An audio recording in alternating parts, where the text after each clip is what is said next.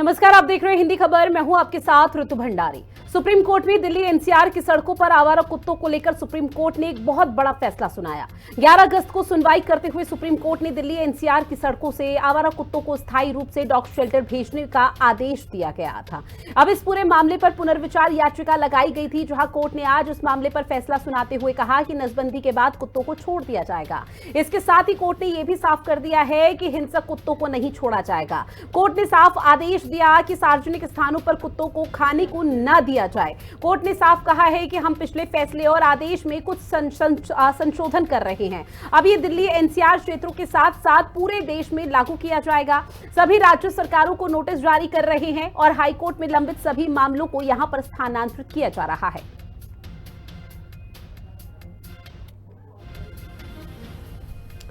तो देखिए, supreme court की तरफ से सुप्रीम फैसला सुनाया गया, जिसके बाद ये राहत भरी खबर डॉग लवर्स के लिए, और डॉग लवर्स इस पूरे मामले पर यहां पर खुशी दर्ज करा रहे हैं। सर, मैंने कहा था हमारे हित में होएगा, हमारे हित में होएगा। As a Bharatiya Janata also और भगवान के बच्चे ऑल्सो हमें भरोसा था कि आज हमारे बच्चों के साथ इंसाफ होएगा और जो कि होगा।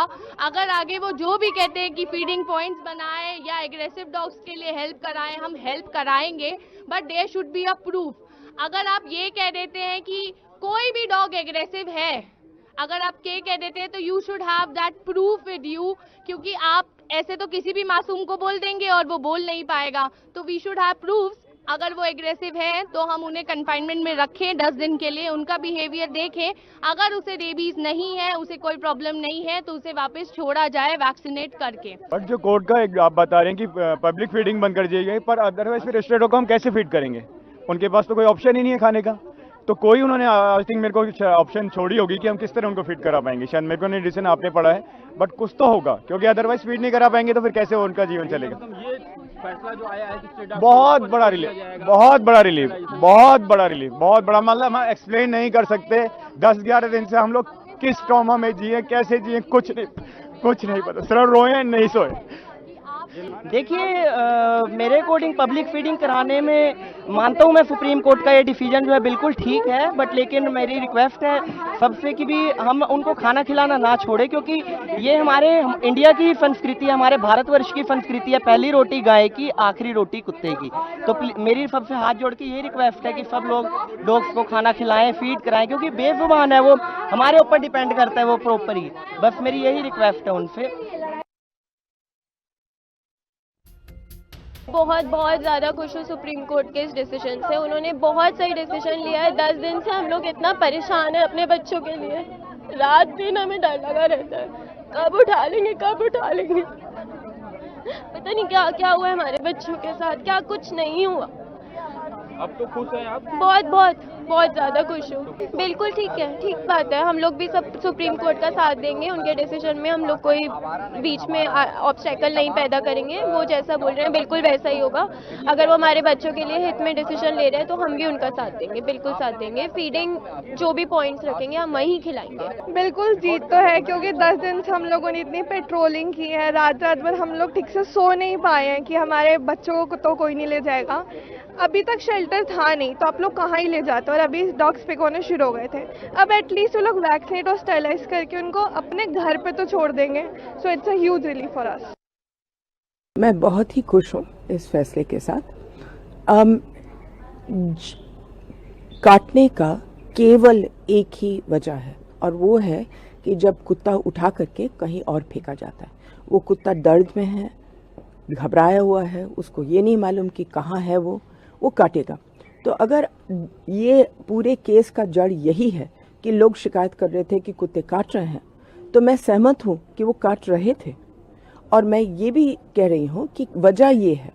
तो अगर फैसला ये हुआ कि उनको अपनी जगह में वापस डाला जाए एज पर द रूल्स, तो ये तो बहुत ही साइंटिफिक फैसला हुआ है और मैं बहुत खुश हूँ इस पर।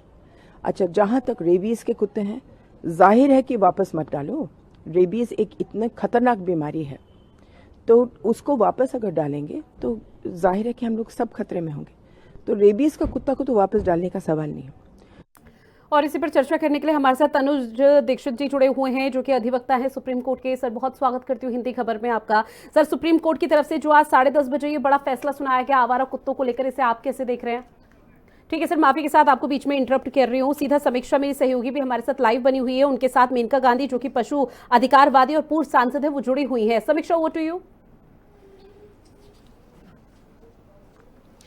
देखिए, 11 अगस्त को सुप्रीम कोर्ट का फैसला आया था जिस पर पुनर्विचार याचिका डाली गई। 14 अगस्त को फिर एक बेंच बैठी जिन्होंने फैसला रिजर्व कर दिया था और अब फैसला सुना दिया है कि जो भी आवारा कुत्ते थे उनको वापस छोड़ा जाएगा, उनकी नसबंदी करवाने के बाद, टीकाकरण करवाने के बाद।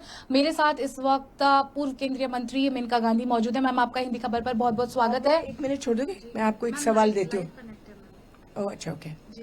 किस तरह से इस फैसले को देखते हैं? ये बहुत ही अच्छा फैसला है। ये साइंस के ऊपर आधारित है और ये एक रास्ता दिखाती है जो बहुत पहले अपनाना चाहिए था। कहा गया है कि कुत्तों के लिए फीडिंग होम बनवाए जाएंगे पैसा खर्च करके। नहीं, फीडिंग होम ना पैसों की जरूरत है ना फीडिंग होम की जरूरत है। ये जरूरत है आपको एक फीडिंग बोर्ड लगाने की और एक जगह में फीडर्स आकर के पिलाएंगे। जरूरी नहीं कि हर एक कॉलोनी में एक ही जगह होगी जो फीडर्स घबरा रहे हैं। अगर कुत्ते हैं 30 तो 3 फीडिंग बोर्ड की जरूरत है। मैम, जब ये फैसला आया था तब 2 गुटों में लोग बट गए थे। एक थे डॉग लवर्स जो इस फैसले को बहुत ही खिलाफ मान रहे थे और कह रहे थे कि अगर बात एनवायरनमेंट की करें, बायोलॉजिकल साइकिल की बात करें, चाहे इंसान जानवर के बीच जो रिश्ता होता है उस पर भी प्रतिकूल प्रभाव पड़ेगा। तो वहीं कुछ लोग थे जिनको कुत्तों ने काटा है, जिनके कुत्तों को लेकर के अलग ही डर है, जो लोग रैबीज से परेशान होते हैं, उनकी मौत हो जाती है। तो 2 जगह बट गई थी जनता। 2 जगह में नहीं बटी थी। वो जो ऑर्डर था वो सबके खिलाफ था। एक तो अगर आप ऑर्डर देंगे और उस ऑर्डर में ये लिखा है कि सबको उठाओ और शेल्टर्स में डालो, जब एक ही शेल्टर है नहीं तो ये ऑर्डर अमल ही नहीं हो सकता था। दूसरा, ये साइंटिफिक ऑर्डर नहीं है। ये इसमें क्या जानवर खिलौने नहीं है कि आप उठाओ और कहीं भी फेंको। हम सब लोग, कोई दो फाड़ नहीं है इसमें। हम सब चाहते हैं कि कुत्ते कम हो, कि वो काटना बंद हो जाए और खुशी खुशी रहें। और आज जो ऑर्डर है, अगर ये ऑर्डर अमल हो जाए और सरकार उसमें पैसे डाले, तब जाकर के ये ऑर्डर में आप देखेंगे फर्क 2 साल के अंदर अंदर आपको नजर आएगा। मैम, ये कैसे फैसले सुप्रीम कोर्ट के हैं कि पहले खुद ही कुछ फैसला सुनाते हैं, फिर उस पर पुनर्विचार याचिका? क्या सोच समझकर के इस तरह के फैसले नहीं दिए जाते? क्योंकि जब ये फैसला आया तमाम लोगों की, जनता की भावना आहत इससे हुई थी। बेटा, मैं आपकी तरह हैरान हूँ। इस फैसले पर नहीं, जो बीच वाला फैसला था 11 तारीख वाला, मैं इस फैसले पर इसलिए हैरान थी क्योंकि इससे पहले सुप्रीम कोर्ट के 2 बेंच का फैसला हुआ था जो यही बोल रहा था जो आज बोला जा रहा है। और इस बीच में 2 बेंच के जज बैठे और उन्होंने बस एक ही लाइन का ऑर्डर दिया कि सब कुत्तों को उठाओ और सबको डालो, बिना सोचे, बिना कोई साइंस देखे, बिना कोई अकल पर आधारित हो। उससे हम लोग सब घबरा गए। उस ऑर्डर से नहीं, उससे मैं घबरा। को सोच समझ करके बोलना चाहिए ना, क्योंकि जब वो बोलते हैं भगवान के बाद उन्हीं की ही आवाज है। मैम, एक सवाल ऐसे में ये भी उठ जाता है कि करने वाले दुनिया में, खासतौर पर अगर हम दिल्ली की ही बात करें, इतने काम हैं जो करने चाहिए लेकिन ले दे करके कुत्ते ही उनको मिले थे, जबकि इसके कई और वैकल्पिक रास्ते अपनाए जा सकते थे। नहीं, मैं कह रही हूँ कि अच्छा हुआ कि ये मामला उठा, क्योंकि इसमें इतने तगड़े ऑर्डर आए हैं कि एमसीडी, जो हम लोग सालों से शोर मचा रहे हैं कि आप लोग करप्शन में डूबे हुए हैं, आपके एबीसी सेंटर्स घटिए हैं। घटिए ही नहीं, आपने उन लोगों को दिए हैं जो ट्रेंड भी नहीं है। आप कुत्तों को उठा करके इधर उधर फेंकवा रहे हैं। आपने मॉनिटरिंग कमिटीज नहीं बनाए। एक आदमी एमसीडी ने पूरे दिल्ली को बिगाड़ा है और उसके खिलाफ एक बहुत तगड़ी मुहिम अब छिड़ी गई है। तो एक तो ये ठीक हो जाएगा। दूसरी बात यह है कि इस ऑर्डर की झटके लेकर के सरकार ने, जिसने एक पैसा नहीं डाला 25 साल में, उन्होंने 2,500 करोड़ रुपए का अनाउंसमेंट किया है। तो ये हाँ, मगर आपकी तरह मैं भी हैरान थी कि नई नई सरकार आई है, क्या सड़कों का, ड्रेनेज का, कूड़े खानों का, ये सब आपने देखा नहीं, बस सीधे कुत्तों पर टूट पड़े। मैम, बीमार और आक्रामक कुत्ते ही अब सिर्फ शेल्टर होम में रहेंगे, ऐसा भी इस कोर्ट ने कहा है। बेटा शेल्टर होम है ही नहीं, मैं कहती हूँ शेल्टर होम बना तो दो आप। बात तो ऐसी भी कही जा रही थी पहले कि गौशाला हम बनाएंगे, लेकिन शायद अगर हम रियलिटी देखें तो उतनी गौशालाएं भी नहीं बनी है। तो कुत्ते तो शायद मैं मानती हूँ गायों से ज्यादा उनकी संख्या होती है। नहीं, गायों से ज्यादा किसी की संख्या नहीं है, क्योंकि डेयरीज इतने हैं। जब तक आप दूध पिएंगे तब तक गाय होंगी, तो नहीं। लेकिन अभी तक एक भी शेल्टर नहीं है कहीं भी हिंदुस्तान में, तो अब शेल्टर तो बनाओ। और उन्होंने ये नहीं कहा कि बीमार कुत्ते, उन्होंने कहा रेबीज वाले कुत्ते। रेबीज और बीमारी में फर्क होता है बेटा। रेबीज वाला कुत्ता तो वापस छोड़ा भी नहीं जा सकता है। हम लोग खुद चाहते हैं कि उनको पुट टू स्लीप किया जाए। और आक्रामक कुत्ते का, इस पर हम थोड़े से भयभीत हैं, क्योंकि आक्रामक का कोई आपने डेफिनेशन दिया नहीं। आपसे अगला सवाल यही पूछने वाली थी, क्योंकि आप लगातार सोशल वर्क करती हैं, एनिमल्स को लेकर कितना काम करती है, तो आक्रामक आप कैसे पता लगाएंगे कि ये कुत्ता आक्रामक है? क्योंकि कुत्ता तो कभी भी आक्रामक हो सकता है। नहीं, कुत्ता आक्रामक कभी नहीं होता है, लेकिन सब लोगों का अपना अपना डेफिनेशन है। अब मैंने बहुत लोगों को सुना है, हमको शिकायत देते, देखिए ना वो कुत्ते ने मुझे घूर करके देखा, इसका मतलब है कि कल परसों वो मुझे काटेगा। एक कुत्ता है जो बैठता है, जब स्कूल की बस आती है तो उसके पास बैठता है, ये जरूर बच्चों को तंग करेगा। तो पहले से भविष्यवाणी करके आपने उस कुत्ते को आक्रामक बना दिया। कुछ लोग कहते हैं मेरी गाड़ी जा रही थी उसके पीछे भागे, ये आक्रामक है। कोई कहता है मेरे स्कूटर पर बैठते हैं और वैक्सीन को खुरचते हैं तो वो आक्रामक है। कोई कहते हैं इस कुत्ते के बच्चे हुए हैं और मैंने तो केवल उस पर पत्थर फेंके और वो आई मुझे काटने के लिए, तो वो भी आक्रामक है। मैम, एक का मेरा आखिरी सवाल रहेगा और मैं आपसे समझना चाहूंगी, क्योंकि जिस तरह से पुनर्विचार याचिका लगाई गई तो कोर्ट ने अपना फैसला बदल दिया। अब ऐसे में उन लोगों को डर और ज्यादा बढ़ गया जो पहले खुश हो रहे थे कि चलो अब कुत्ते बंद हो जाएंगे। अगर अब वो फिर से याचिका लगाते हैं इस ऑर्डर पर, या कुछ भी दोबारा विचार करने की बात करते हैं, कहीं ऐसा ना हो फिर से कुछ ऐसा मिला जुला ऑर्डर सुप्रीम कोर्ट? अब भगवान करे ऐसे ना हो, क्योंकि ये ऑर्डर जो है इससे सेटल्ड पॉलिसी बनाई जाए। इससे पहले भी सेटल पॉलिसी है, 25 साल से पॉलिसी बनी हुई है। एक अदालत ने, एक दो बंदों ने बैठ करके उसका कचरा बनाया बेवजह। अब हम लोग पॉलिसी सोच समझ करके सरकार ने बनाई है, बस इसमें बहुत सारी कमियां थी। कमियां सबसे पहले, जैसे मैंने कहा, उसमें पैसे नहीं डाले। तो आप पैसे नहीं डालेंगे तो एबीसी सेंटर बनाऊंगी कैसे? एम्बुलेंस कैसे दूंगी कुत्तों को पकड़ने के लिए? एबीसी की ट्रेनिंग में एनजीओ को कैसे ट्रेन करूंगी? अब जैसे लखनऊ है, लखनऊ ने फैसला किया है कि उन्होंने एक सबसे अच्छा ट्रेनिंग सेंटर वहां बनाया है और एबीसी सेंटर बनाया है। 2 साल के अंदर अंदर सारे कुत्ते वहां नसबंदी हो गए, बिना कोई काटे, बिना कोई शोर मचाए। तो अगर आप ठीक से करें, इसमें पैसे डालें, तो जो आपकी सेटल्ड पॉलिसी है, जो इतने अदालतों से घूम घाम करके यहाँ आई है, वो उसको हम लोग अमल तो करें। मैम, अभी भी हम एमसीडी मेयर से बात कर रहे थे कुछ देर पहले ही इस फैसले के ऊपर। उन्होंने कहा कि सुप्रीम कोर्ट का जो फैसला है हम उससे बहुत खुश हैं, जबकि अगर इतना ही खुश है तो कभी कुछ क्यों नहीं किया गया, ऐसी नौबत ही क्यों आई? वो जो मेयर हैं, उन्होंने रोज के रोज, वो इससे भी खुश होंगे, उससे भी खुश होंगे, इससे भी खुश होंगे। उनकी तो बस खुशी उनकी एक स्थिति है। तो ना उनको पहले का समझ आया ना इसका समझ आया। उन्होंने 800 कुत्ते उठवाए और कह दिया कि हम एबीसी सेंटर्स में रख रहे हैं। आपके 20 एबीसी सेंटर्स हैं। सब एबीसी सेंटर्स ने लिखित में दे दिया कि हमारे पास एक कुत्ता रखने की जगह नहीं है, और जगह। तो फिर उन्होंने 800 कुत्ते जो उठाए, एक भी सेंटर में गए नहीं, सब जमुना के किनारे उन्होंने फेंक दिए, जो इतना खतरनाक है कि आप दिल्ली में अगर लोग कह रहे हैं कि हमको काट रहे हैं, वो 800 कुत्तों को आपने जमुना के किनारे फेंका, वहां खाना तो है नहीं, वो सब के सब जो कॉलोनीज जमुना के किनारे हैं वहां जाकर के काटेंगे। तो आपने और भी खतरा पैदा किया है इन 2 हफ्तों में।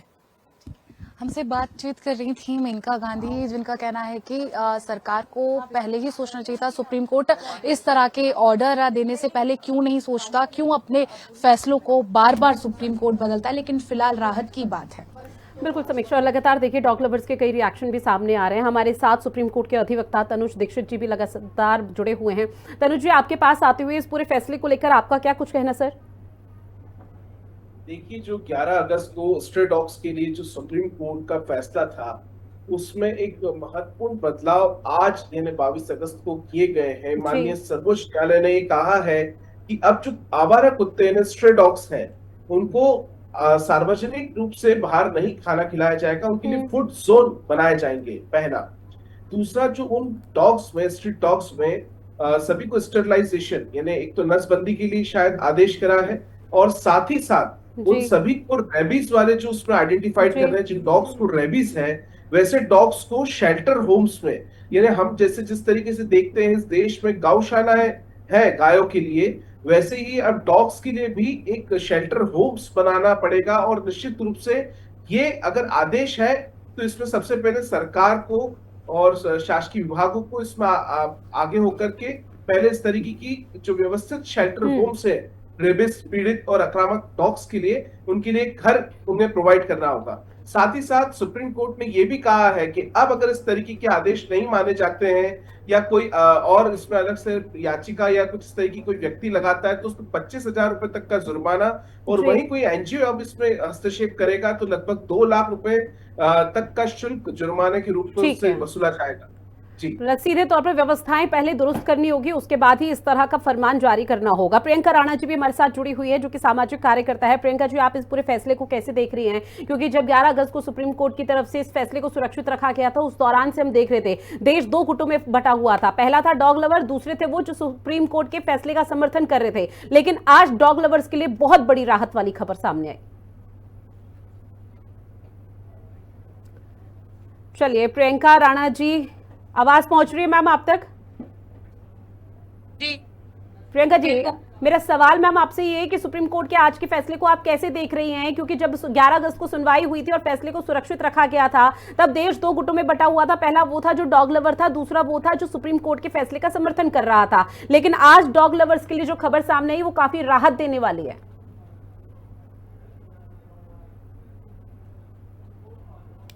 प्रियंका जी, आप मुझे सुन पा रही हैं?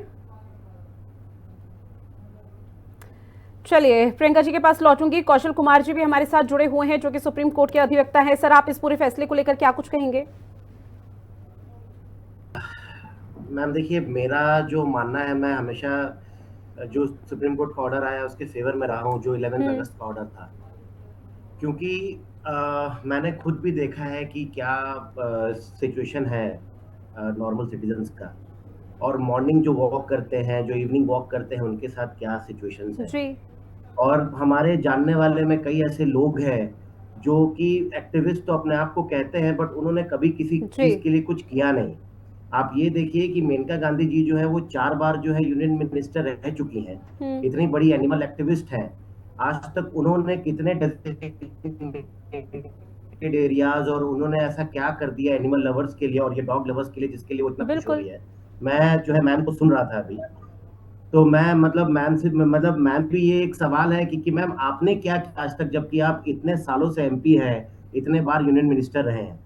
आज के टाइम पे देखिए जो सुप्रीम कोर्ट ने ऑर्डर मॉडिफाई किया है, आप ये देखिए ना कि जो सुप्रीम कोर्ट कहती है कि वैक्सीनेशन करके और उसके बाद स्टरलाइज करके और जिस तरीके से एग्रेसिव डॉग्स है उसको हम लोग बाइफरकेट कर ले, तो ये चीज कैसे होगा? There is no expert to do this, और ये कहीं पे भी नहीं लिखा हुआ है, और ये कोई भी स्टडी नहीं कहती है कि जो स्टरलाइज्ड डॉग्स है या जो वैक्सीनेटेड डॉग्स है वो काट नहीं सकते हैं, और उनके काटने से जो है 100% सॉल्यूशन ये जी हमें कोई बीमारी नहीं। निश्चित तौर पर सर, आपकी बात से सहमत, और पहले लोगों को ये समझना होगा कि कुत्तों से परेशानी नहीं है। जो पहले सुरक्षित फैसला रखा गया था, अगर वो सुप्रीम कोर्ट का भी फेवर कर रहे थे तो वो उस फैसले के साथ थे, क्योंकि रैबीज के मामले पिछले कुछ समय से लगातार बढ़े हुए हैं। ठीक है सर, लौटूंगी माफी के साथ, क्योंकि समय भी मेरे पास उतना नहीं है। प्रियंका राणा जी, आपके पास आते हुए, क्योंकि पिछले 6 महीने का अगर रिकॉर्ड निकाला जाए तो लाखों की संख्या में रैबीज के मामले सामने आए, उसको लेकर अब सुप्रीम कोर्ट का जो ये बड़ा फैसला आया, आप लोग कैसे देख रहे हैं? देखिए, डॉग बाइट और रेबीज का अगर आंकड़ा हटा दीजिए, लेकिन उन आंकड़ों का क्या होगा जो लोग पैनिक की वजह से, ट्रॉमा की वजह से, जिनको फ्रैक्चर हो जाता है, गिर जाते हैं। हाल ही के अंदर एक महिला फर्स्ट फ्लोर से डर के मारे नीचे गिर गई क्योंकि डॉग ने उसके ऊपर अटैक किया था। रोड एक्सीडेंट होते हैं, और सिर्फ ये कह देना स्टरलाइजेशन, इतने सालों से मेनका गांधी जी एनजीओ चला रही हैं, गाजियाबाद में काम कर रही हैं, आसपास नोएडा, दिल्ली, सब जगह काम कर रही है। तादाद क्यों बढ़ती जा रही है? प्रॉपर मैपिंग और प्लानिंग नहीं है, तभी हो रहा है।